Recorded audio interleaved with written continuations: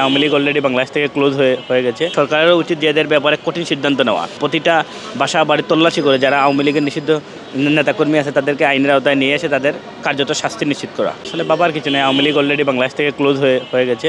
আওয়ামী লীগের যারা সিনিয়র পর্যায়ের নেতৃবৃন্দ ছিল তারা অলরেডি ভারতে পালিয়ে গেছে। বাংলাদেশের জনগণ তাদেরকে বাংলাদেশ থেকে বিতাড়িত করেছে।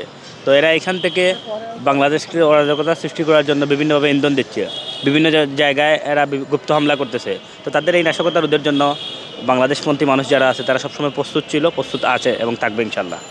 পদক্ষেপ বলতে তো আজকে আওয়ামী লীগের প্রতিষ্ঠাবার্ষিকী, আপনারা জানেন এটা নিষিদ্ধ, বাংলাদেশে কার্যক্রম নিষিদ্ধ আওয়ামী লীগ।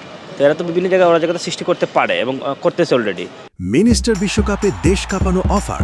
বিশ্বকাপের উন্মাদনা উপভোগ করুন মিনিস্টার টিভিতে। 55 ইঞ্চি অ্যান্ড্রয়েড টিভি মাত্র 55,000 টাকায়, সাথে জার্সি ফ্রি।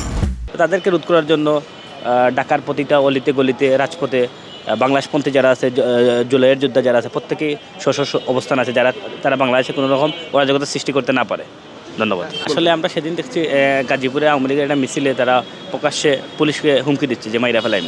তো এরকম একটা নিষিদ্ধ জঙ্গি সংগঠনকে যারা যেখানে যেসব নেতাকর্মী আছে প্রত্যেককে আইনের আওতায় নিয়ে আসা উচিত বলে আমি মনে করি। এবং সরকারেরও উচিত যে এদের ব্যাপারে কঠিন সিদ্ধান্ত নেওয়া, যে প্রতিটা বাসা বাড়ি তল্লাশি করে যারা আওয়ামী লীগের নিষিদ্ধ নেতাকর্মী আছে তাদেরকে আইনের আওতায় নিয়ে এসে তাদের কার্যত শাস্তি নিশ্চিত করা।